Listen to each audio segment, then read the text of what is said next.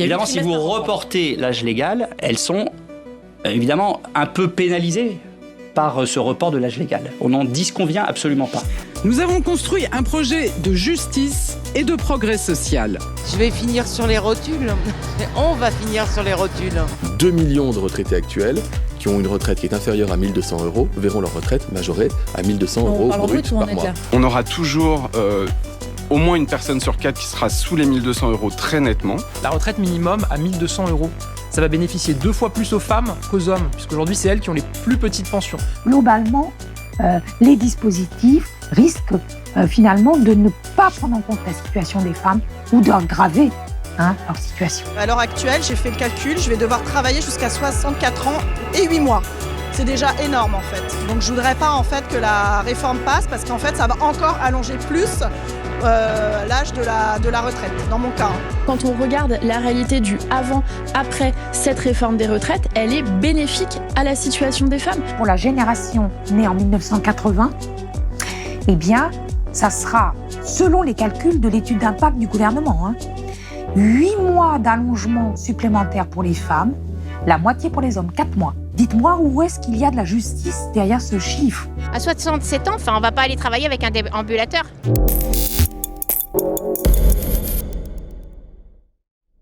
Les inégalités dans la retraite, en ce qui concerne les femmes, c'est finalement un miroir grossissant de tout ce qui se passe au travail et dans la vie en termes d'inégalités. Globalement, quand on regarde juste les droits directs, c'est-à-dire ce que vous pouvez obtenir comme pension de retraite au moment de partir à la retraite, eh bien, au niveau des droits directs, il y a encore et toujours 40% d'écart entre les pensions des hommes et celles des femmes. Jusqu'à présent, les femmes partent plus tard à la retraite, en moyenne. Il y a encore 7 mois d'écart, donc elles partent à 62,7 mois, et pour les hommes, c'est 62 ans. Il y a 400 000 personnes, femmes, qui partent chaque année. Et donc, parmi elles, il y a toute une partie qui décide de partir à 62 ans aujourd'hui, en n'ayant pas forcément tout leur trimestre. N'oublions pas que 40% des personnes, des femmes qui partent à la retraite ont une carrière incomplète et donc une pension incomplète. Et c'est le cas d'un tiers des hommes, donc moins pour les hommes. Et puis, à l'autre extrême, elles sont plus nombreuses à attendre, et on y reviendra, la fin de la décote, donc l'âge de 67 ans. Elles sont 19% quand même à travailler jusqu'à 67 ans, je crois qu'on ne le réalise pas, pour ne pas avoir cette décote. Pour les hommes, c'est même pas 9%. Vous avez à la fois le fait qu'on calcule votre retraite au prorata de ce que vous avez travaillé. Vous n'avez pas tous vos trimestres, paf, vous allez avoir une première pénalité sur le montant de votre retraite. Mais qui plus est, vous avez cette décote qui existe depuis les réformes précédentes, qui s'ajoute. C'est tout de même, on va être dans le détail, 1,25% en moins pour chaque trimestre qui vous manque. Et pour expliquer ça, comment expliquer que les femmes aient un tel retard au moment de la retraite ? Eh bien, c'est tout ce qui s'est passé dans leur vie. Et ce bilan, c'est d'abord des inégalités de salaire qui restent conséquentes. Les écarts sont autour d'un quart en moins. C'est l'occasion de rappeler que j'ai fait un ouvrage qui s'appelle « Un quart en moins, des femmes se battent pour en finir avec les inégalités de salaire », qui est toujours d'actualité. Alors, on est fourchette basse à 22% d'écart. L'une des dernières études était même jusqu'à 28%. Donc, vous voyez, on est autour d'un quart en moins. Ces écarts de salaire persistent parce que les femmes travaillent beaucoup plus nombreuses, elles sont beaucoup plus nombreuses à temps partiel, parce qu'elles n'occupent pas les mêmes métiers. Il y a ce fameux plafond de verre, mais aussi des parois de verre, c'est-à-dire qu'elles sont concentrées dans des métiers très souvent dévalorisés. Je pense à tous ces métiers du soin, du lien aux autres qui ont été tant mobilisés avec la crise Covid. Et puis, il y a aussi un plancher collant. Donc, vous voyez, ça fait une boîte, plancher collant. Elles ne décollent pas. Elles sont bien plus nombreuses à passer leur vie au SMIC, par exemple. Alors que chez les hommes, même ouvriers, on va avoir une progression. Donc, tout ça, si on ajoute aussi les primes, etc., fait qu'il y a des écarts de salaire conséquents qui se retrouvent à la retraite. Et puis, du côté de leur famille, les contraintes familiales sont toujours pas partagé. Ça se saurait si élever un enfant se fait vraiment à deux. Et ça joue beaucoup sur la carrière. Juste une illustration, au moment de l'arrivée d'un enfant, dans l'année qui suit, une femme sur deux va réduire ou carrément arrêter, interrompre son activité professionnelle. C'est le cas d'un homme sur 9. Ils sont vraiment minoritaires. Donc ça, ces effets des contraintes familiales, ça va jouer sur les choix qui vont être faits, par exemple du temps partiel, ou sur le fait d'avoir des trous dans sa carrière. Et c'est pour ça qu'au moment de la retraite, eh bien, comme par hasard, les femmes se retrouvent bien plus nombreuses à avoir encore aujourd'hui des carrières heurtées, avec des trous, et à temps partiel. Et comme les réformes précédentes ont aggravé le mode de calcul, par exemple dans le privé, on prend maintenant les 25 meilleures années, avant c'était que les 10, ça par exemple, ça fait que dans le calcul, vous avez des années à temps partiel qui vont être comptées, et ces années-là, eh ben, vous avez moins cotisé, et donc moins gagné, et du coup, vous allez avoir une source de pénalité en plus des écarts salariaux dont on a parlé.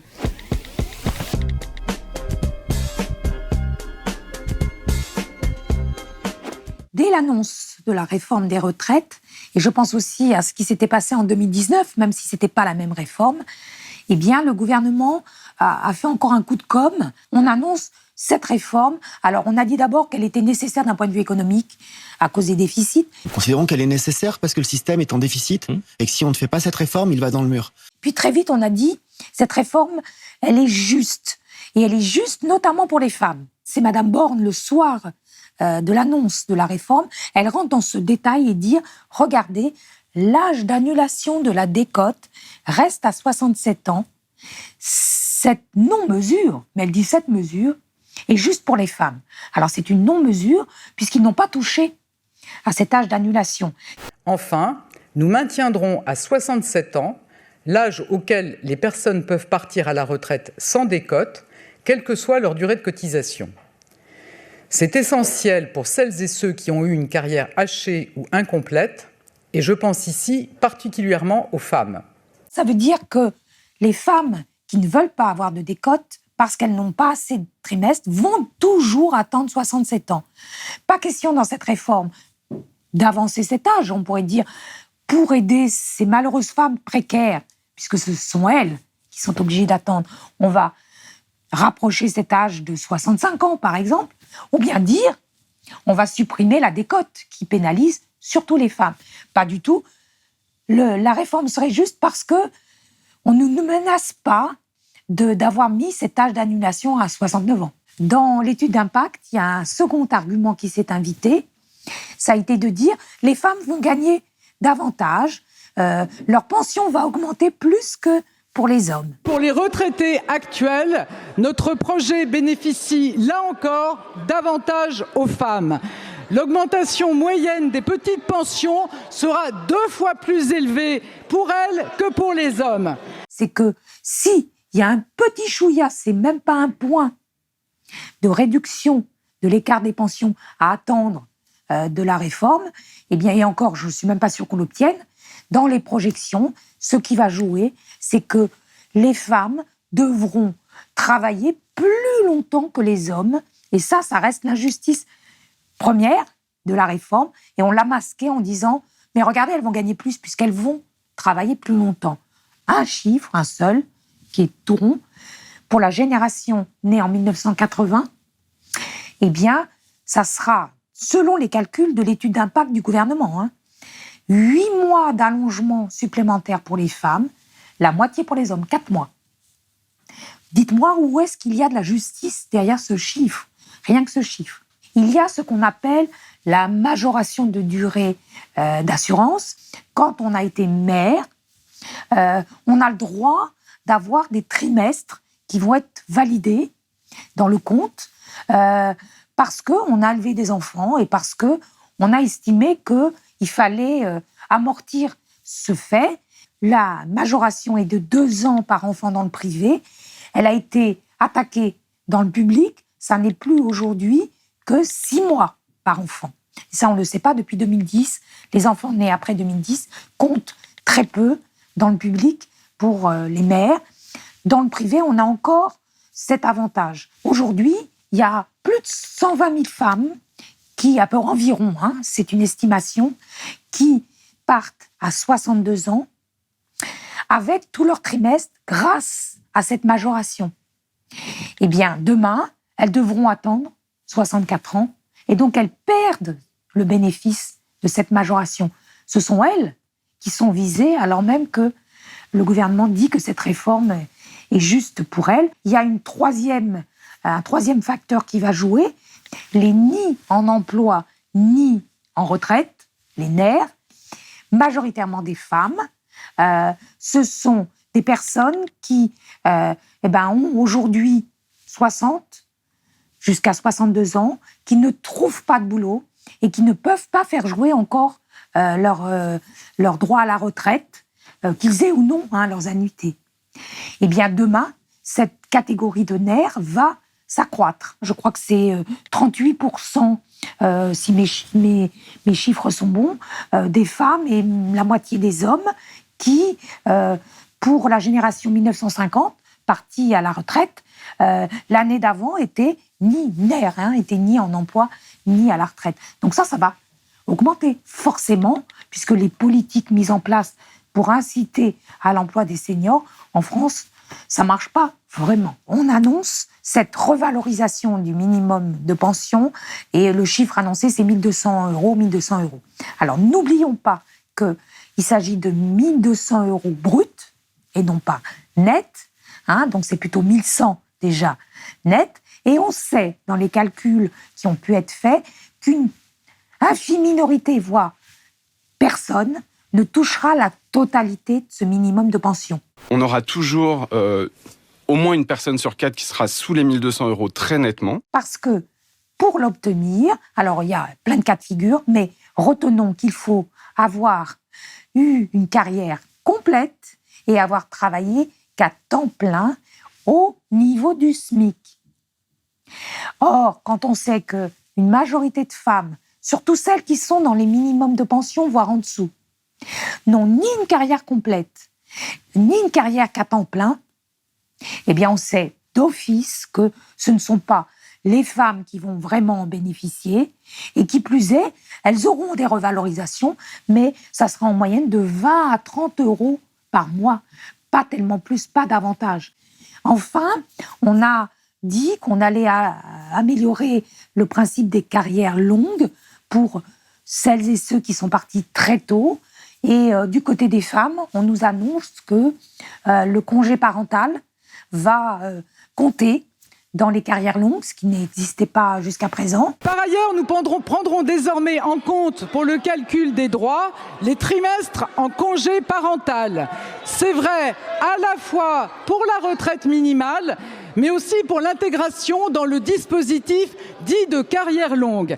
Ainsi, les femmes qui ont commencé à travailler tôt seront mieux protégées. Sauf que, au dire du gouvernement, ça concerne 2 000 à 3 000 femmes. Quand on sait que c'est de l'ordre de 400 000 femmes qui partent à la retraite chaque année, on voit que c'est vraiment une goutte d'eau. Globalement, les dispositifs risquent finalement de ne pas prendre en compte la situation des femmes ou d'aggraver leur situation.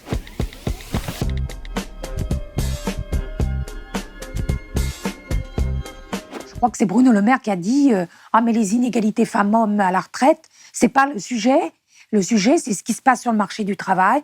Ce sont les inégalités accumulées tout au long de la vie. » Eh bien, écoutez, pour une fois, j'étais d'accord avec lui. Concernant les femmes, Bruno Le Maire, est-ce normal à vos yeux qu'une femme née en 1975, par exemple, travaille avec votre réforme en moyenne 9 mois de plus, alors qu'un homme travaillera 5 mois de plus? Est-ce que c'est juste ? Là, ce que je trouve injuste, Léa Salamé, je vais vous dire ce qu'on est en train de déplacer le débat. C'est qu'il n'y ait pas encore l'égalité parfaite entre les femmes et les hommes dans le déroulement des carrières. Oui, mais votre réforme, elle ne va pas corriger ça. Elle ne va pas corriger ça, votre réforme. Notre réforme n'est pas là pour corriger cela. Donc, il y a 2 effets à attendre. Si on veut vraiment rectifier le tir, c'est en finir avec les inégalités de salaire et puis permettre aux femmes de travailler quand elles sont mères. Il y a des ressources à attendre dans le fait d'arriver à l'égalité salariale. C'est pas moins que, c'est une étude de la CNAV qui date déjà, que 5,5 milliards par an, à terme, de gains de cotisation liés au fait que les femmes gagneraient autant que les hommes. C'est aussi environ 9 milliards si les taux d'emploi, mais c'est des si, des femmes étaient alignés sur celui des hommes. Et donc, au total, voilà les deux sources qui permettent de résoudre le problème du déficit de la retraite. Donc, donnons-nous les moyens de lutter vraiment contre les inégalités salariales et d'avoir un accès à l'emploi pour toutes les femmes. En termes de pénibilité, il y a un angle mort dans les métiers reconnus comme tels. Ce sont les métiers à prédominance féminine, ceux qui justement font appel non seulement à des contraintes physiques, mais aussi à tout ce qu'on appelle les contraintes émotionnelles, le fait de faire face à des personnes en souffrance, des personnes parfois violentes, des personnes en fin de vie. Je pense aux aides à domicile, aux infirmières, à tous ces métiers du soin et du lien si importants et ultra féminisés. Eh bien, les critères de pénibilité actuels passent complètement à côté de la réalité du travail des femmes dans la majorité des cas. Il faut revaloriser les métiers féminisés qui restent sous-payés. Et là, l'État a vraiment un rôle à jouer puisque c'est lui l'employeur principal dans de nombreux cas pour ces métiers très féminisés. Donc, qu'il donne l'exemple et qu'il regarde ce qui se passe dans ces métiers-là. Et puis, du côté de l'emploi, à quand un vrai service d'accueil pour tous les enfants ? Comment voulez-vous travailler quand vous n'avez pas un mode d'accueil satisfaisant, de qualité, pas trop cher lorsque vous avez un petit salaire ? Ça reste, pour bon nombre de femmes, extrêmement difficile encore aujourd'hui. C'est une inégalité pour toutes les femmes de cette planète parce que on a des enfants, on a pris des congés parentaux, il n'y a pas assez de moyens de garde, donc on est bien obligé de s'arrêter. D'autant plus qu'il n'y a toujours pas de partage des tâches domestiques et familiales. On va me dire que c'est une question privée, j'en suis pas sûre.